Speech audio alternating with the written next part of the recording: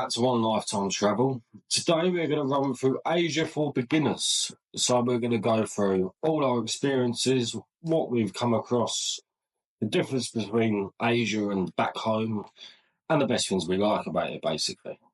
Just for anyone who's wanting to come to Asia and might not know what they're expecting. So the biggest thing I've noticed since coming to Asia is, well, there's obviously the weather, which is amazing, but the people. So on a sort of a day-to-day basis, people come up and say hello to you. People are very friendly. They're quite welcoming. They're very happy for you to be learning about their culture. Especially in Vietnam, they seem quite pleased that you try and make an effort with the language, which is something I suppose we take for granted back in England. And that is kind of the biggest thing I've noticed. Oh yeah, well, I'd definitely agree. To be honest, like they do seem to be. Even if you try and end up butchering the pronunciation of their language, they're more than thrilled that you're trying. I mean, because I imagine a lot of people just assume like English is now the universal language of the world, when obviously it's not. You know, I mean, there's over hundreds of countries all around the world with different dialects. So, I mean, so when you do try even minimal phrases, I mean, they are much more accommodating, and they appreciate it quite a lot, which I think is quite nice. It is quite nice, considering that we are at least 4,000 or 5,000 miles away from the nearest native English-speaking country. They have got a good understanding of it, and they do learn it, but they seem to be quite pleased that you make an effort. So that is one of the biggest things I've noticed. I'd like to say is on the other side is like everyone likes to think, especially from the West, like our education must be better than theirs and this stuff, and our opportunities are far better. Yet we're the dumb, stupid English people who can only speak English. Yet you'd go to a shop, just a local shop, and they'll know more English than I know more Vietnamese. And I mean, so it's kind of it's impressive. It's actually very impressive about how attentive they are to foreigners, and it's a lovely thing to see, to be honest. It is lovely, but it is very welcoming for us. It makes it very easy for us to sort of get about and go about our lives. Whereas I know personally in Britain, there is quite a sort of stress on foreigners to learn English, especially if you're there for a long period of time. Yeah, people get the ump if you don't speak English. Out here, it's not the case. No. They're more than happy to accommodate for you. And that goes all the way through for the people, to be honest.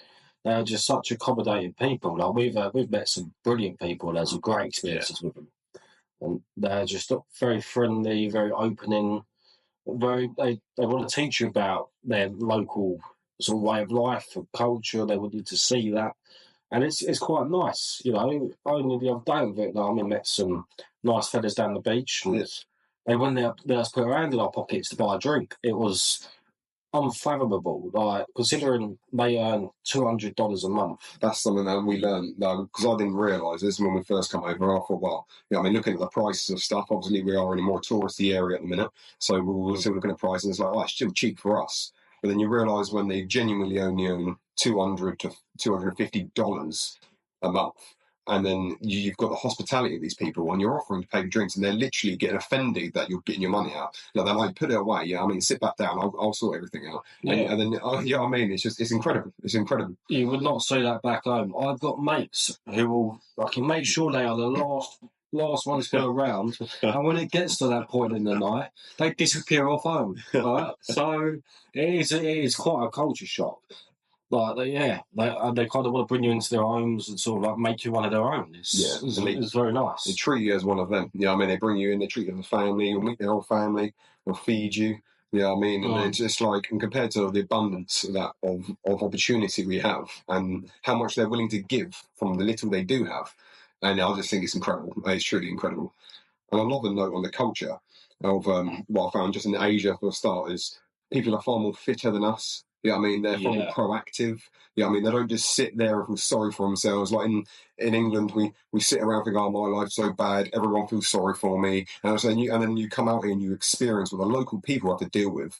And a lot of these people are still suffering generationally from conflicts and from things. I met a person with no hands who's working every day. And then I've got people who claim benefits who are my age, nothing wrong with them, and they claim benefits are, I just feel sorry for myself, I just feel sad. And I was like, what have you got sad to feel about? you've got an education, you get free healthcare, you've got a house. These people don't have any of this. If they want something, they've got to go earn it. And they do. And they've got no. And this guy was walking around selling tickets for a museum, I believe, and he had no hands. And he was counting money, cash, quicker than I was with fingers. I was baffled, and it's really given a proper culture shock to me. And I think it's really given me a perspective on life. And I thought how silly I was to feel like when I was back in the UK feeling, oh, my life's so terrible. And in comparison to other people, I might not have had everything, but in comparison to the majority of the population of the world, we're far better off, and we're far less to complain about. And that's one thing I'd like to take back out of Asia that I'd love that British people especially could take is we are still far better off than billions of people out there in the world. Now, the 8 billion I think roughly there is in the population of the world, the 70 million of us that are in the UK, we're still far better off than the majority of the world. Obviously, I know there are some desolately poor people in the UK, and I'm not saying everyone in the UK is better off, but in comparison, it is incredible. Like this, and I know a lot of people who don't really want to do a great deal. They feel hard done by it and sort of like upset. Like they feel, I can't get a job. No. There is so much work in the UK, so much reasonably paid work, especially when you compare it to out here. Yeah. And people out here just they just get on with it. They don't bitch and moan. Well, not to us anyway. No, yeah. And they just get on with it. It needs to be done, so they do it. And that is one of the biggest differences I think I've noticed from Europe. Yeah. Obviously, you have the stunning weather, which we cannot get enough of. You wake up, you look out the window, especially from where we're staying. We're directly on the beach, but we're very lucky for where we're staying. We've done quite well picking this place. And you wake up and you've got the sunrise over a small island just off the coast of the beach. And it's breathtaking. Every morning it is stunning. The water's tropical. You get out, the weather is warm. It's unbelievable. The nature, the natural beauty of this country and of the countries around Asia are stunning. It's absolutely stunning. Like the scenery that we saw in Thailand, from Pig Island and in Koh Samui, all the viewpoints you've got overlooking the Gulf of Thailand. It was beautiful and really breathtaking. And from National Marine Park, what a place that was. Yeah. There's some incredible things out there. Another big difference we've noticed is that they take a lot of pride in their culture. So in Britain, the sort of culture that we had is kind of like the sort of like Christian country. The sort of values have gone. It's a multicultural land. I'm not saying that's a terrible thing, but what I'm saying is these people here take great pride in the history of their nation and where they've come from. So whereas in Britain, we've got churches that have stood for 200-300 years. They're constantly building more statues of Buddha, especially in Thailand, and they're constantly renovating new memorials and places for the local people to go and pray and to enjoy themselves and get together as a community. And I think that's quite refreshing compared to back home where we've kind of just let it die and wane out. And I'm not saying everyone should believe in God, but there are some good teachings to be taken from it. Yes. I'm not saying you need to believe in Christ. You believe in whatever you want to believe in. But out here, they've maintained that culture. They've maintained their heritage. They're very proud of it. Yeah. And the other thing is community spaces is a massive thing, especially in Vietnam. I've seen no matter where you are, from Saigon or Ho Chi Minh City to even the Trans and the other places we've been, is you can wake up 6 o'clock in the morning. People might say that's early, but there's a whole, I'm going to say army, but literally a sea of people exercising, using all the spaces on the beach to even the local parks. There's kids playing badminton at 7 o'clock in the morning with their friends. It's incredible. You don't see that. You don't see that in England. And that's not just isolated. And people think, it's just propaganda. I remember recently getting told, they don't actually do that. That's all for the camera. That is ingrained in their culture. If you want to go hang out with your friends, you go play sport. You just meet up at the local park that is maintained very well. All their private communal areas are maintained very well, and they put a big emphasis on communal spacing, because community at the end of the day is key to their values, which unfortunately I believe has been abandoned in my home country. Community isn't a thing anymore. You used to have back in the day, you could just go, you could leave the door open. I remember my dad used to say people leave their doors open all the time and kids were running across the streets, kids were playing in the streets. That was more of the community of Britain. That's all gone. you can't trust anyone in Britain. You know what I mean? Mm. Kids are wrapped up in bubble wrap because you can't go there on your own, can't do this on your own. Yeah. And yeah, it's a big reality shock. Like, it's quite pleasant to see. It's really nice to see that there's just humanity left. Yeah, I mean, there's still humanity in the world. Personally, if you want to go for what the experiences I've enjoyed, I'd say some of the most enjoyable days I've had was a couple of days actually was in Ho Chi Minh. It was probably some of the best days. Obviously, I'm not talking about leisure and stuff. I'm just talking about activities we've done. And because I'm a bit of a history buff, but actually just seeing what they champion their history, and they really do. And so there's big museums for this, and it was incredible how much emphasis they put on the detail and for the broad scope of how much information and how much stuff. And I had a great time at their museum. War Remnants Museum. That's the one, War Remnants Museum, and Chu Chi tunnels. They were incredible, and they're preserving that because it's part of their culture. Oh, I think the biggest shock is I feel like I can trust people out here. I think compared to home, you don't talk to anyone. People are so friendly. Yeah, I mean, and communities are so friendly. It's like in England, you don't talk to anyone. If you don't know them, you don't speak to them. Yeah, I mean, it's very hard to make new friends just walking around. If you were to approach someone to start a conversation, you almost looked at like a weirdo, like, get away from me. What do you want from me? Yeah, I mean, what are you trying to do to me? You're trying to rob me? Are you trying to scam me? Out here, it's completely the opposite. You could literally just talk to someone and they're more than happy to engage in a conversation, and they have such slower pace of life because they prioritise time. Yeah, I mean, like that Wogan talks about a work-life balance and sort of thing, and I think they really do mean that because they take time for family and for the community. So they will take time out of their day just to have a chat with you. Yeah, I mean, and this sort of thing. So I think that's quite surprising because I thought they'd have just been, oh, white man, whatever, go away. But it's completely the opposite. It's completely the opposite.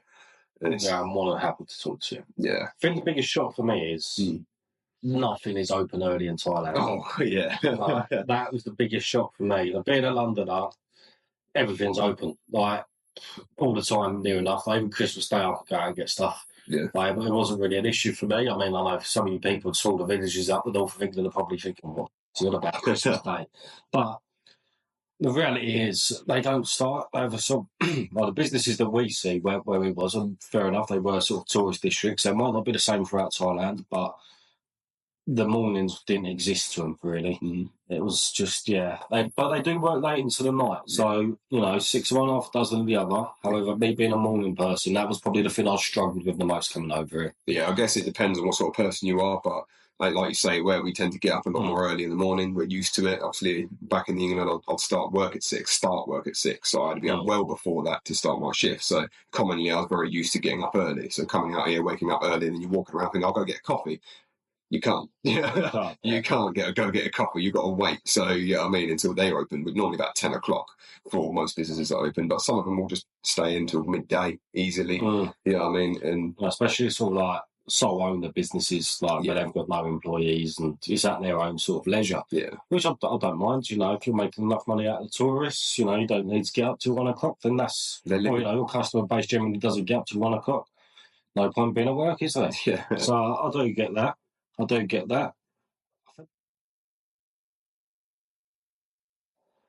the biggest misconception about Asia, which everyone worries about, is probably, for me, was probably the mosquitoes. Yeah. And the idea that you're going to get malaria or Ganges fever or something. Now, not saying it's not a risk. It is a risk, but I've not had half as many issues with mosquitoes as I thought I was going to. You have a couple of days where you see a few of them, but generally now I don't see many. They don't seem to bother me.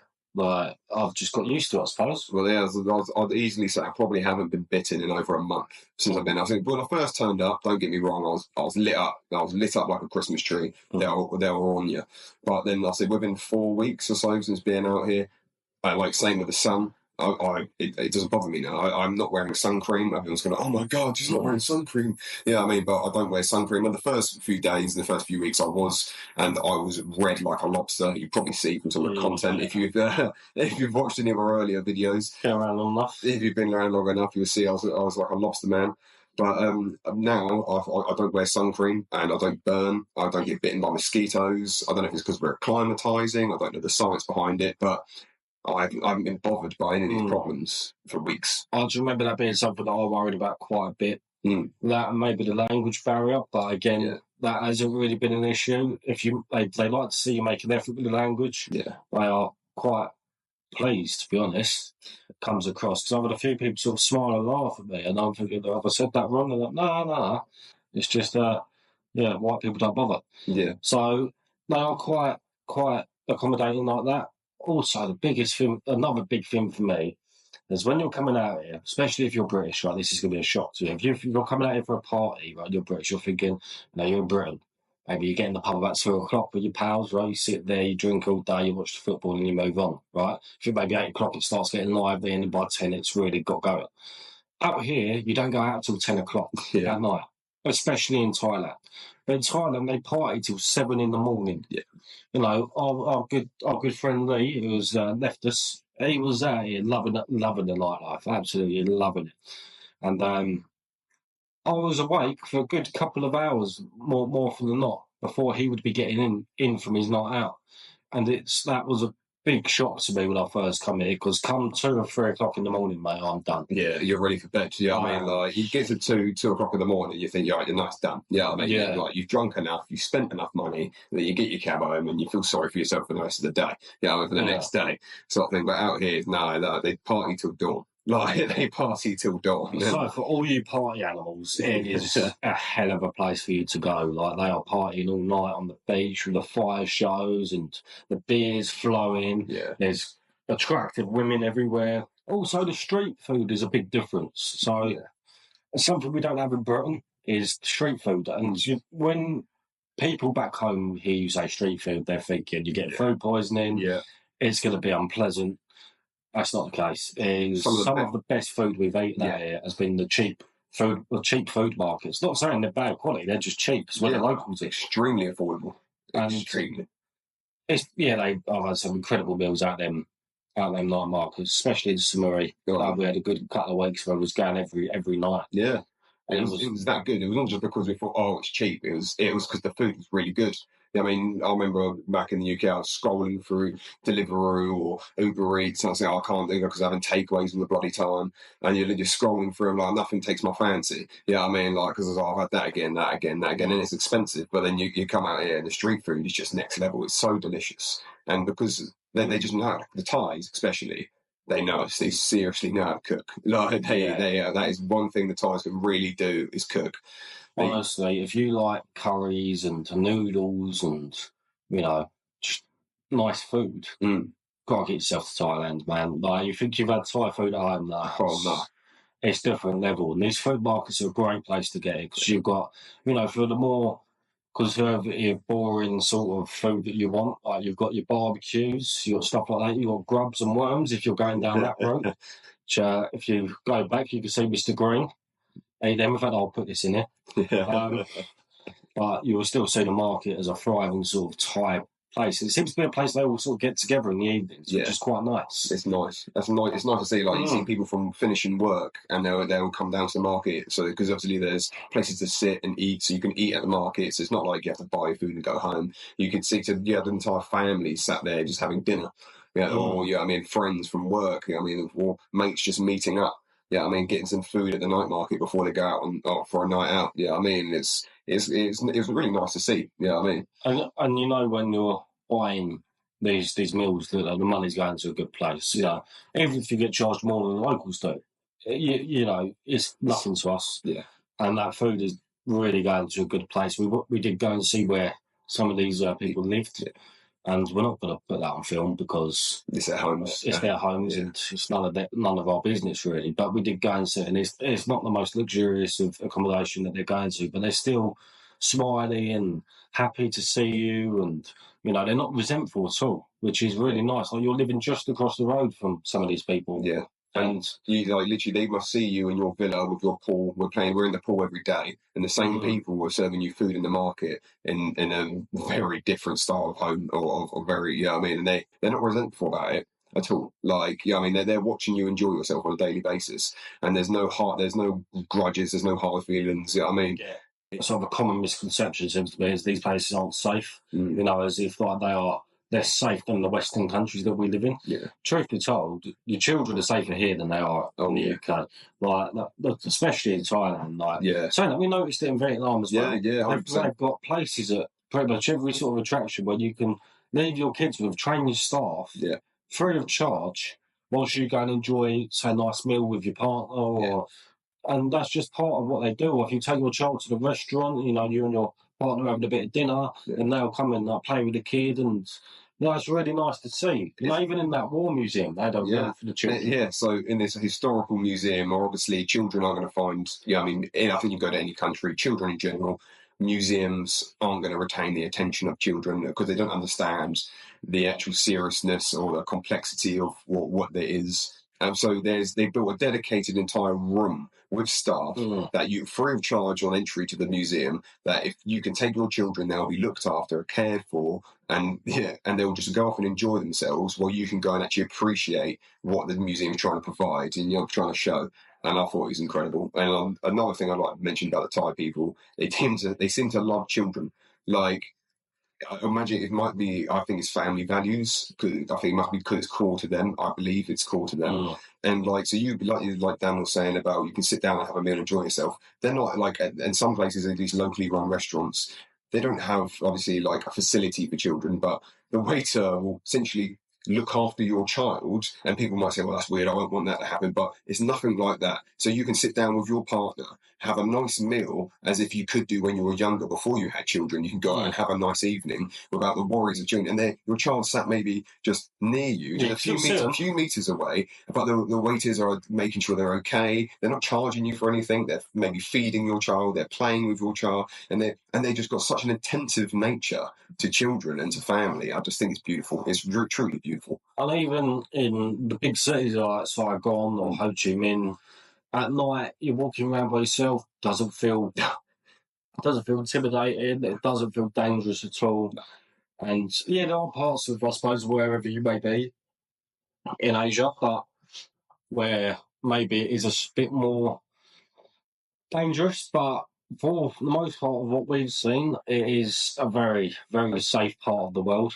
Like I'd like to add to that is like I think it tends to be the people who seem to have these horror stories tend to doing things in a foreign country that aren't accepted anyway. Like, you're behaving potentially maybe not very well, and you've got to look and reflect on yourself. If you're being polite and you're being nice to people and you're keeping yourself to yourself, you're not getting involved with other people's business. I mean, like a normal human should be, respectful and polite. I mean, and just enjoy experiencing the culture. You're going to find no problems at all. Another big thing out here, which is so different to back home, is there was no road rage. Yeah. So you'll hear a horn every 30 seconds. That is them sort of, I'm coming through, I'm sort of... don't mind me, I'm coming around you. I'm coming around you, or I'm coming around this corner. Road rage isn't a thing. Yeah. Everyone's cutting each other up. Everyone's just happy. Yeah. Which in Britain, oh my God, the road rage I used to get myself driving through London is infuriating. Out here, it's what it is. And that is quite refreshing in itself. And I remember when I was in Phuket, I was getting a lovely ride back from a taxi driver. So she pulled over and said she wanted a coffee. And I was like, yeah, that's fine, my love. I mean, if you want to go grab a coffee, it was our first ride of her day. So it was the first job of the day. She's only just got up because they do have a later culture than we do. And because obviously taxi drivers work late in the night. It's a big nightlife in Phuket. So obviously she was working late. And then she goes, do you mind if I just pull over to buy myself a coffee? I was like, cool, sure thing, no worries, absolutely worries. She bought me one without, she's like, I'll get you one. And I was like, no, it's okay. I've got my money out. I was like, no, I'll try one. It's a traditional tea or coffee. And then I dropped mine. She refused to take the money, and she's a cab driver, mind you. I mean, like, and people think, oh, you're going to get shafted on the cabbies. No, sorry, I've not been shafted at all. No, and so she bought me then a drink, and then she drove me all back, and then later on the drive, she was honking her horn, and I was like, what the bloody hell's going on? And she goes, oh no, we do it to say hello. Yeah. And or like there'll be a monument, or I mean, they honk out respect. So you might pass a statue of Buddha or something, and the Thais will honk because it's a cultural thing, and you think, because obviously I'm hardwired to think if someone's honking, there's going to be a fight. Yeah, I mean, it's about the you better get the camera out. Well, star. This is better on UV frames. Yeah, I mean, there's none of that. Just all right. Now, this is a challenge I've set out myself, and I believe Dan's involved with this challenge. Yeah. Is finding a fryer. Right. So now the expats that set up restaurants here, thank you so much for the fries you do get. But the one thing I do miss is a proper British English, full English. Yeah, I mean, a proper full English fry up. Like, they don't do quite obviously they won't, because it's not England. But that is the one thing, as being an Englishman myself, I do truly miss. That is the one thing from the UK I do quite miss. I do like. I was murdered for it as well. So, to find me in a cafe on a Saturday morning was just a dumb thing. That was like church for you, mate. That was like church. I don't go to church. I'm back in the cafe. And I've struggled with that a bit. Like, I'm on boiled eggs at the minute. Yeah, mate. But we managed to find a decent fry up everywhere we've been so far. So, I mean, we had to try a few. Don't get me wrong. Yeah, I mean, we had to try different restaurants, because obviously they're all trying to do the best they can of what they believe is authentic. Yeah, I mean, but obviously they're not English. Yeah, I mean, they're not British. But but we have found, I think in Samui, we found a really good one. We found a really good cafe that was top notch. It wasn't a bad one either. Yeah, we found a decent one, not too far away from where we were staying as well. Yeah, that was nice. We yet to find one in Vietnam, but there's one on the card, so we'll keep you posted on that. Yeah, we will take you for a fry up. Yeah. It's been a wonderful time, wonderful experience, and we're nowhere near finished yet. Oh, no.